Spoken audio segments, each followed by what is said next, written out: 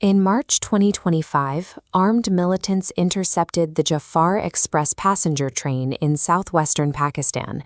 They shattered the windows, took over 200 passengers hostage, and killed dozens of off-duty soldiers. This followed an explosion at the Gwadar railway station just months earlier, an attack that claimed 32 lives. Both operations were carried out by a group known as the Balochistan Liberation Army.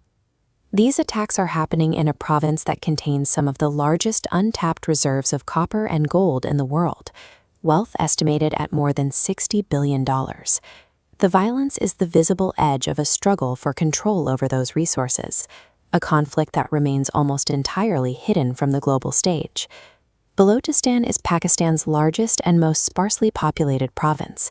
It sits at a strategic junction, bordering both Iran and Afghanistan, with a long, deep-water coastline on the Arabian Sea. Its modern borders are a colonial legacy.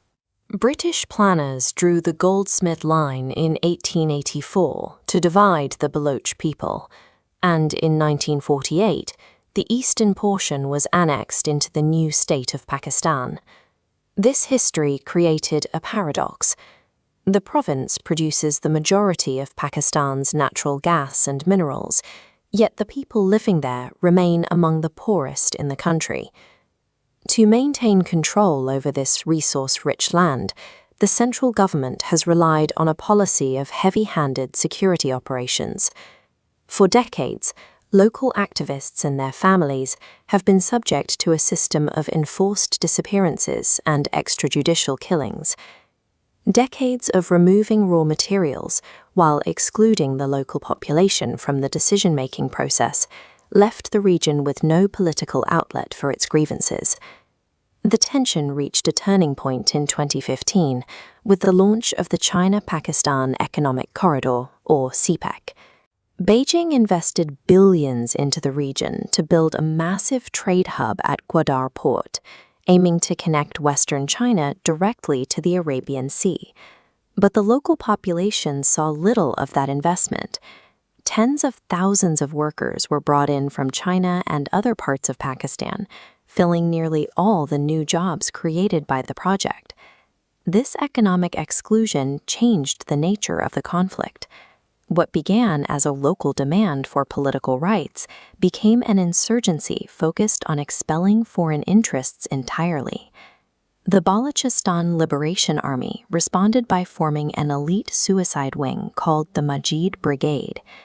They shifted their strategy, moving away from small-scale ambushes to high-profile attacks on Chinese engineers, consulates, and the infrastructure of the economic corridor itself. Their capabilities grew after the 2021 U.S. withdrawal from Afghanistan.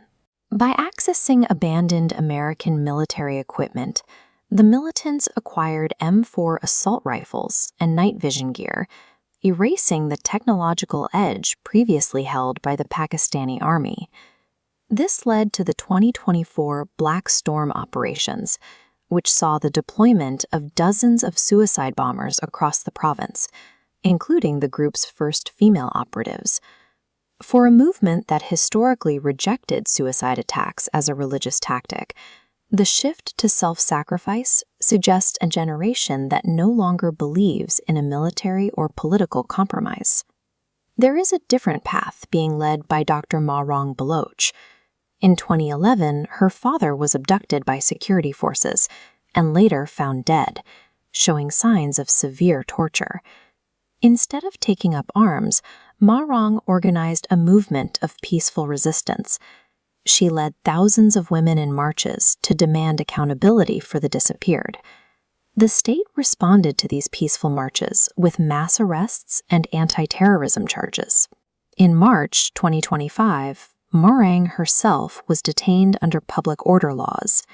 By treating nonviolent civil rights leaders as terrorists, the government leaves the youth of the province with a choice: accept the status quo or join the armed insurgency.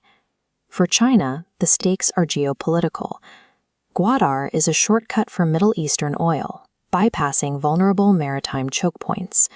But the rising intensity of attacks is calling the physical viability of that route into question. The central government in Islamabad now faces a specific crisis. It is dependent on Chinese loans to stay solvent, but it cannot guarantee the safety of the projects those loans are meant to fund. A regional struggle for human rights has evolved into a strategic liability for a global superpower. After 20 years of military operations, the insurgency in Balochistan is better armed and more radicalized than when the conflict began. The massive infrastructure projects built to secure the province's wealth are now surrounded by the very people they were meant to lift up. The history of Balochistan suggests that when a state prioritizes the wealth beneath the ground over the rights of the people, the resulting instability eventually threatens the infrastructure itself.